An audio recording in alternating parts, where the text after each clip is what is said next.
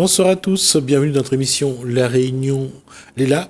Des livres, encore des livres. On a l'impression d'entendre la Reine des Neiges libérée, délivrée. Alors on va nous parler de livres dans Cosmo Réunionnais.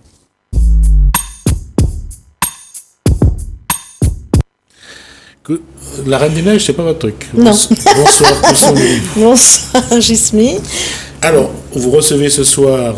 Lisiane Bernadette Thomas, qui était déjà venue sur le plateau. Alors, quand elle est venue, on a présenté 7 ouvrages, entre autres. Jeanne, il était une femme. Oui. Et aujourd'hui, on va parler surtout de ce nouvel ouvrage, d'amour et de basalte. Donc, vous savez qu'on parlera du volcan. Oui, exactement. Donc, on ne la présente presque plus, Bernadette Thomas, puisque elle est à son 8e roman. Oui, c'est ça. Donc, elle était professeure de lettres et puis elle s'est mise à l'écriture. Oui. Donc 8 romans qui, pour la plupart, ont eu un prix ou quand même, vous êtes bien installés maintenant sur cette image d'écrivaine. Comme on dit dans le paysage littéraire créole, oui, c'est une bonne chose parce que les créoles, on a des choses à dire. Pas seulement les créoles, mais les créoles aussi, puisqu'on est en terre créole. Parce que c'est magnifique. Quand on regarde Le souffle des disparus, oui. Là, le premier roman sur le monde occulte à La Réunion. Il fallait oser quand même, parce que... Il fallait oser, oui. Parce que les gens ne parlent pas facilement de ce genre de choses. Il est resté 10 ans, ce livre, avant que je le publie dans mon grenier. Et c'est Jean-François Reverzy qui avait une édition, qui l'a édité. Et il a été très content de trouver ce livre à l'époque parce qu'il m'a dit, Madame, c'est un sujet dont on parle, que je vois tout le temps on en parle dans mon entre travail. nous. On en parle entre nous. C'est pas en public. Ah oui, c'est un sujet tabou. C'est pour ça qu'il est resté 10 ans et puis que je ne l'ai pas sorti. Ben oui, parce que le monde de ces guérisseurs, tout ce monde des guérisseurs, si on dit ouvertement, je vais voir un guérisseur, tout de suite... Ouais. Ça court. C'est comme les ruisseaux sous la feuillée, mais on ne veut pas trop en parler. Aujourd'hui, un peu moins. Aujourd'hui, un peu moins. Peut-être, oui. Parce qu'aujourd'hui, on parle beaucoup des thérapeutes, des psychologues. Donc, il y a un pas entre le guérisseur et le thérapeute. Voilà. Non, l'ostéopathe, ne serait-ce que ou l'ostéopathe. Donc, aussi. on va voir l'ostéopathe, c'est quelqu'un qui a étudié le corps humain, mais qui doit avoir des... Il a des capacités particulières, il a des aptitudes particulières. Et plus il en a, mieux il est. Qui ne viennent pas forcément de la science. C'est exactement ça. Donc c'est vrai que les guérisseurs, on en parle plus facilement et c'est vrai qu'on ne fronce plus les yeux quand on parle de guérisseurs. C'est votre premier roman. C'est mon premier roman. Et qui a eu le prix spécial du grand jury, du jury Grand Océan. Du jury Grand Océan, et qui est toujours, je dis toujours, c'est le grand frère de mes romans. C'est-à-dire que j'ai eu beaucoup de chance de le sortir en premier parce qu'il a eu beaucoup de succès. Il a été réimprimé 5 fois, il est toujours là. Quand je fais des dédicaces, c'est celui qui part toujours, c'est celui qui cause toujours des émois, j'ai toujours des histoires très intéressantes avec ce roman. Et on va juste faire un clin d'œil à une grande dame de La Réunion, à Madame Wisnelda, parce que je crois que s'il y a quelqu'un qui a popularisé ce côté guérisseur, ce côté un peu, j'allais dire... par la manière où on n'explique pas la guérison, c'est bien cette dame. Et je crois qu'elle a permis aux gens d'accepter ce côté un peu... Tout à fait. Mais je l'ai connue, Madame Wisnelda. Ouais. D'abord, je suis une Avironnaise, donc toute petite, j'ai entendu parler de Madame Wisnelda. Moi aussi. Et puis, j'ai été ensuite professeure de français au collège étant Salé. Et avec mes élèves, on avait interrogé Mme Wisnelda qu'on avait mise dans un journal. Et elle m'avait d'ailleurs remis son livre qui s'appelle « Merci Madame, je suis guérie ». Mais ce n'est pas cette dame-là qui m'a guidée pour écrire ce roman. C'est une autre dame qui lui ressemblait, qui habitait à la Possession. Non, je disais qu'elle a permis à la population de regarder cette façon de concevoir la guérison, de concevoir tout à fait. J'allais dire une façon différente de nous guérir, la médecine parallèle. Oui, mais c'est parallèle. Ouais. Avec ouverture d'esprit et sans peur. Voilà. Elle a permis. Oui, tout à fait. Oui. Parce que elle avait un grand charisme. Oui. Et puis elle guérissait vraiment des gens. Et pareil, oui. Et Moi, je ne connais pas, mais j'ai toujours entendu ma mère, mes grands-parents qui disaient, oui, ben, si elle était là, ça Mais il y a leur des gens aiderait. qui sont venus de loin. Je crois que Chirac faisait partie de ses patients, par Oui, exemple. oui. Vous voyez, des choses comme ça. Donc, c'est pour l'anecdote. Hein. Et j'ai rencontré son premier fils qui a hérité de son ouais, Son don. son don. Son fils était à Marseille. Son fils intervenait même dans le milieu médical pour les opérations. Oui. Ouais. Oui. Donc, oui. ça montre bien qu'aujourd'hui, la médecine accepte aussi cette façon Oui, de concevoir le soin et la guérison. Oui, tout à fait.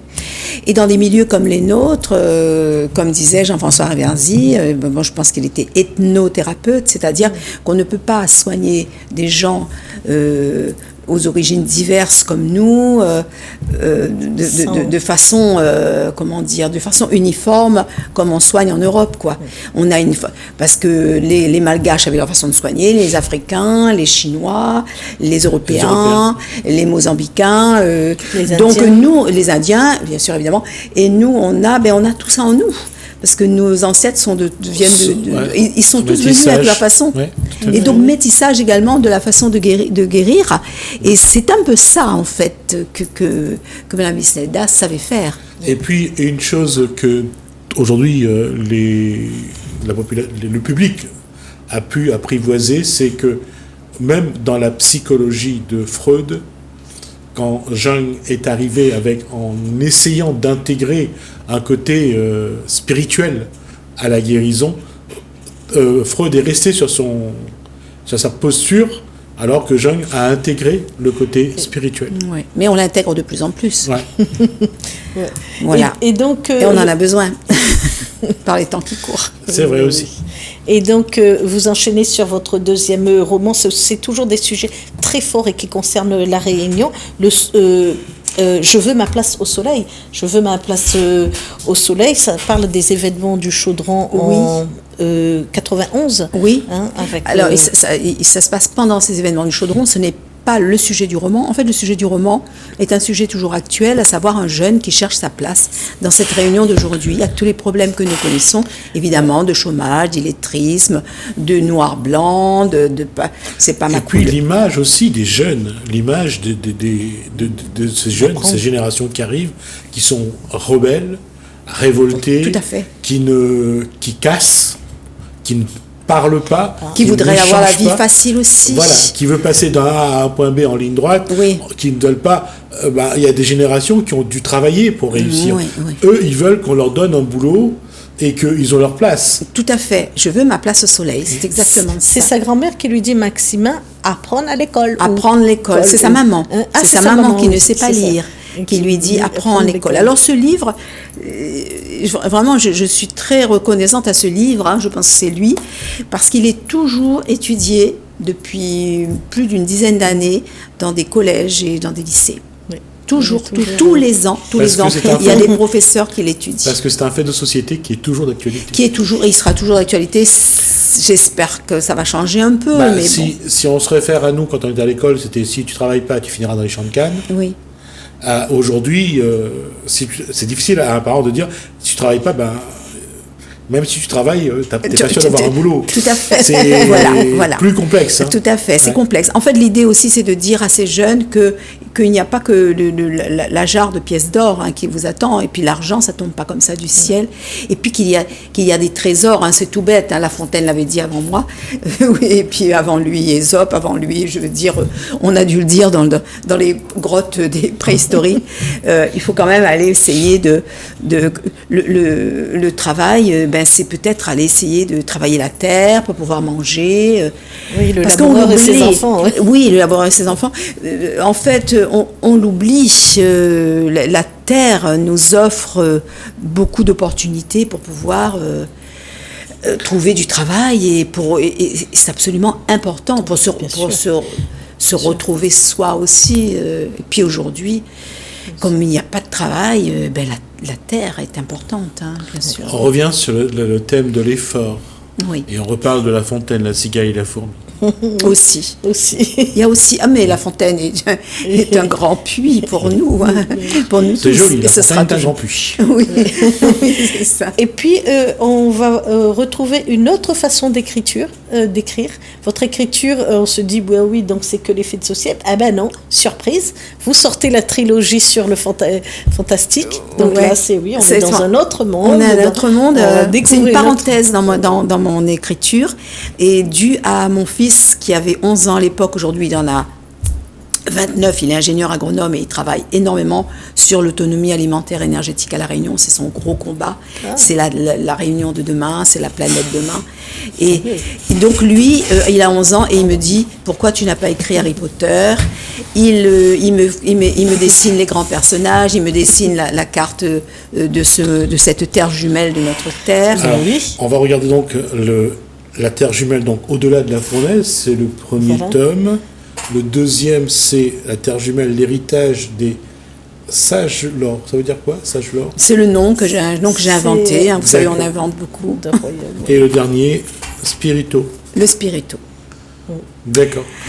Là, Avec cette main-là. La main du diable qui Oui. veut prendre et c'est là où j'ai l'âme. toujours, c'est là où j'ai toujours surpris. Lorsqu'on parle de mystère ou de paranormal à La Réunion, c'est toujours négatif. Grand-mère Cal, Oui, grand diable. Voilà. Ben oui, et alors tout ça, ça se retrouve dans mes livres, hein, de toute façon, même dans les premiers, hein, Oui. les invisibles, les esprits, ben parce on a été bercé par ça. C'est un Moi, dans mes imaginaire. livres, il y en a toujours. hein. Pourquoi il y a pas... Et la Terre jumelle est partie là-dessus, en fait. En fait, Harry Potter, c'était dans le monde, c'était en Poudlard, Europe du Nord, voilà, ouais. hein, voilà. Et nous, eh ben, la Terre jumelle, c'est autour de la Réunion, de l'océan Indien, de notre île. Eh bien, il y a aussi les ingrédients pour écrire du fantasy. On a engendré... Avec nos diables, nos esprits. Ne serait-ce que l'exemple de Madame Desbassins, qui a été Oui. qui a été une vraie chef d'exploitation agricole, elle a Oui, été la patronne. ouais, tout à fait. Elle devait gérer. Mais elle, à peine tu n'en as pas dit que c'était elle, la grand-mère Cal, Ah ben ou elle est c'est pas devenue, elle. ah ben Ouais. oui, tout à fait, elle est devenue, c'est elle qui a donné l'image de grand-mère Cal après. Il a fallu qu'on trouve, j'allais dire, un bouc émissaire à toutes ces... Ben après, cette femme, Bah, dans elle a été une l'histoire- chef d'entreprise, elle Bah était oui. une sacrée femme, Tout à sacrée fait. femme d'entreprise. Sacrée Une femme à charisme. poigne. Sacré charisme. Après, elle était dans son époque, elle a fait comme ce qu'elle elle a avait à pu. faire. Bah oui. Voilà, c'était son histoire. Mais on avait besoin de trouver un personnage.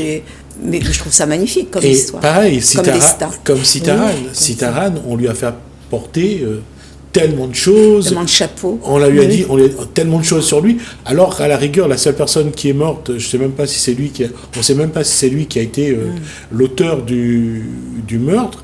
Et puis, hormis et tout ce qu'on a inventé autour. Mais c'est comme ça. En fait, je crois que c'est partout pareil. Hein. Quand on a des peurs, on trouve où qui va porter le chapeau, qui va porter le chapeau plein de peur, quoi, en fait, finalement. Et c'est vraiment le mot. Et c'est ça, oui, tout à fait. Parce qu'au bout, le seul qui a été exécuté, c'est Citaran. Oui, les deux autres n'ont oui, pas été... tout à fait. Mais c'est l'histoire, c'est comme ça que se construisent aussi les légendes, les mythes, c'est comme ça qu'on se pose dans notre vie, c'est comme ça qu'on se rassure aussi, parce que, et à La Réunion on a beaucoup de peur, hein, ça, on en a peut-être plus qu'ailleurs. Bah oui, à midi, il ne faut pas qu'on Nous, soit... nous, c'est l'esclavage. Hein. Ouais. Madame Desbassins, elle a un sacré destin, parce que c'est tout cet esclavage qui a engendré en nous toutes ces peurs. Et puis toutes les peurs aussi que À toutes les midi, autres ne pas faire communautés... ça, carême, etc. Ah oui, Alors, à midi, il ne faut pas monter dans un arbre. tout à Dans fait. un- Mais vous savez, dans Je veux ma place au soleil, il y a énormément, dans mes romans, j'ai mis énormément de légendes. Et c'est ce que les gens aiment beaucoup aussi dans mes romans, de toutes ces histoires que j'ai entendues, Et c'est vrai que, merci, à l'époque, on n'avait pas de téléphone portable, on n'avait pas de télévision, donc on écoutait, on avait des vrais veillées, on écoutait les tontons, les voisins raconter. Et qu'est-ce que j'ai emmagasiné comme histoire, et ça sort dans tous mes romans. Hein. Ne pas balayer le soir après Oui, 18h, ouais. ne pas ouvrir un parapluie dans la maison, Ah oui, ne- ne pas sous passer l'échelle. sous une échelle, ne pas tourner la bascule, parce qu'on Ouais. s'amusait avec la bascule des portes. Après minuit, rentrer à Oui. l'envers. Après, vous trouvez toujours les explications, parce qu'évidemment, vous tournez la bascule comme ça, et qu'il y a le En petit prenant dans frère la qui passe figure. à côté, il se prend dans la figure. Et, oui. et je trouve ça fantastique de voir comment cette société réunionnaise s'est construite avec autant de ne pas ci, ne pas ça, ne pas comme ci, pas comme ça. C'est des peurs. Ah, oui. On a joué vraiment avec les peurs. Ah oui, moi j'en ai eu beaucoup quand j'étais enfant, beaucoup. Et à la campagne, dans les champs de canne et tout. Et donc, mais j'adore aujourd'hui refaire surgir ça dans mes romans. T'avales un pépin, ça va pousser dans ton ventre. Oui. On te prend peur que ça sorte par le nombril. Ah oui. Et donc, on avance un petit peu. Et alors, il est étudié dans des écoles, lui. On est à Terre Jumelle, école et collège 6e, 5e, toujours. Oui. Il a aussi eu un prix, il a été sélectionné au Salon Jeunesse de Montreuil, la Terre Jumelle. C'est vrai que là, c'est une belle parenthèse. Hein. Oui, c'était une belle parenthèse. Oui, tout à fait. Et puis ça a super bien marché, ça marche toujours, pareil, toujours. Et ensuite, 2011, vous sortez Sur leur pas. Sur leur pas. Alors sur leur pas, les lecteurs me le demandent depuis très longtemps, depuis que j'ai sorti. Et là aussi, vous avez le prix Paille en queue. Ah oui, oui, voilà. En 2012, donc les lecteurs voulaient toujours que je sorte une suite au Souffle des disparus. Et donc je reprends le même personnage 20 ans après et il part dans nos aires de civilisation d'origine pour essayer de comprendre pourquoi il est guérisseur, il va sur les traces de ses ancêtres. Donc c'est un roman un peu mystique, il est très particulier. Il y a des gens qui l'aiment beaucoup, multiracial. Il y a des gens qui l'aiment beaucoup, justement ce côté un peu mystique. C'est marrant, c'est celui qui a été le plus timide de mes romans. Mais est-ce que, vu comment le public apprécie ce que vous écrivez et quand ils échangent avec vous, ça vous fait pas sourire que quelque part ils sont un peu nostalgiques de ces époques-là parce que... si. Ah si, ils sont nostalgiques de ces époques-là. Et on perd... et les écrivains, les musiciens, les artistes, on est là justement pour ça. Parce qu'on perd tout ça. Oui. Et oui, on est là, on écrit. Et c'est notre rôle, c'est notre mission. Hein, je suis persuadée de ça. Bien sûr, bien ouais. sûr. Et alors, on n'a pas à s'en enorgueillir particulièrement. On a eu cette mission-là du ciel, comme d'autres. Juste quand on regarde le Covid, par exemple, d'un coup, on a l'impression que certaines personnes se rendent compte qu'ils ont oublié leurs racines, ils ont oublié leur histoire, ils ont oublié de vivre même des fois. Il y a un retour à... Il y a un retour de peur, de peurs ancestrales, d'avoir tout perdu. Alors il y a un retour aussi, moi je travaille beaucoup sur l'autonomie alimentaire, énergétique, bon, pas seulement parce que mon fils y est, mais forcément je baigne dedans. Et puis la terre, ça m'a toujours, dans mes romans, la terre est toujours très très très présente, la nourriture, se nourrir de la terre, etc. Et donc...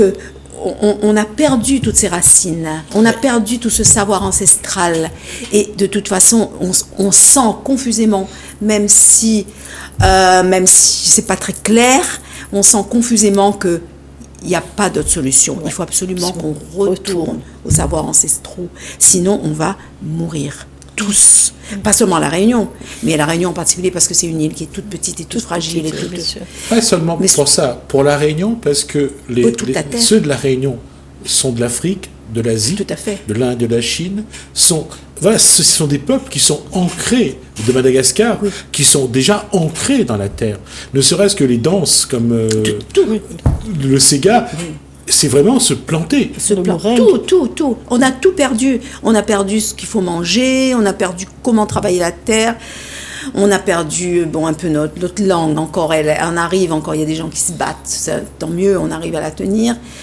Mais on a perdu, on parlait de guérison tout à l'heure, on a perdu énormément de choses, on a perdu le contact. Ça, c'est super important, on a perdu la communication. Mais ça, c'est un phénomène mondial, évidemment. Il y avait aussi un phénomène, c'est qu'on avait honte de ce qu'on était. On avait honte, bien sûr. Oui, bien sûr qu'on avait honte. Oui. On avait honte de notre couleur, on avait honte de notre parler, de nos cheveux, on avait honte de nos origines. Et maintenant, on se rend compte que non, c'est ça qui est essentiel. Et c'est ça qui relie notre âme, qui nous relie à notre âme et qui fait qu'on est être humain, être vivant, et qui va peut-être nous sauver aussi. Voilà. Et donc, parce qu'aujourd'hui, le métissage est quelque chose qui est mis en valeur. On les voit dans la pub, on les voit aujourd'hui. L'afro, aujourd'hui, on le voit un peu. On commence à le voir partout. Plus. Oui, ça a été une question de mode à un moment donné, et puis ça a payé. Ça a payé, mais maintenant... plus ça va aller, plus on va se rendre compte que c'est une valeur. C'est pas parce que ça rapporte, parce que c'est joli ou parce que c'est exotique de dire on voit quelqu'un qui est... C'est pas ça. C'est que c'est essentiel pour nous parce que ça va nous permettre d'aller chercher un peu partout ce qui va nous donner donner des ressources en fait. Alors, vous parlez du Lazaret. Donc, oui, je parle du Lazaret. Voilà, ça part du Lazaret. L'histoire part du Lazaret. Cet endroit-là, parce que ça aurait pu partir de beaucoup d'autres endroits. Oui, parce que le Lazaret, c'est vrai, j'ai oublié, ça fait longtemps que j'ai écrit le roman. Oui, parce que c'est symbolique de ce métissage, justement, de cette arrivée de tous les Réunionnais qui sont arrivés là et ils étaient tous traités de la même façon d'ailleurs, le riche, le pauvre, tout le monde était traité pareil au Lazaret. Et puis après, ils partaient. Parce que aussi, moi j'ai entendu quand j'étais enfant, on parlait de carte dans le cou, de choses comme ça, et je ne comprenais pas ce que ça voulait dire. Notre grand-père arrivait carte dans le cou. Je dis, c'est quoi carte dans le cou? Et puis après, j'ai compris, c'est parce qu'ils avaient un numéro et que c'était écrit comme ça, qu'ils portaient au cou. Et c'est super important ce Lazaret, moi je trouve. Voilà. Après, oui. Je vous propose de revenir pour parler de ce Lazaret, parce que là, on vient de dépasser le temps d'un an. Il y en avait deux encore à présenter. Le temps est passé. Oui. Non, c'est passionnant. On prend vraiment plaisir à échanger là-dessus. Mais je vous propose de revenir. On parlera du Lazaret. Oui. On prendra le temps maintenant de le décortiquer un peu, parce que je pense que ça serait bien, parce que depuis le Covid, on n'a plus le temps d'aller rendre hommage à ceux qui sont venus par la mer, ceux qui constituent aussi le socle de ce peuplement réunionnais. Donc c'est pour ça que je dis, revenez, on parlera du Lazaret, on prendra le temps de parler de Lazaret, et je pense qu'on aura l'occasion surtout de vraiment de voir autre chose, parce que là, il nous reste, on a déjà dépassé le temps.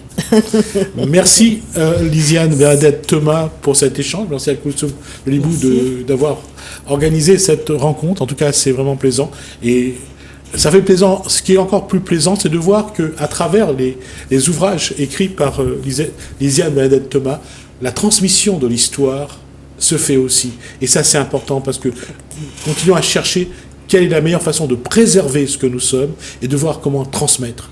Et là, il y a du travail aussi. Merci à vous. Merci à Lalène, merci à François. Je vous dis à bientôt.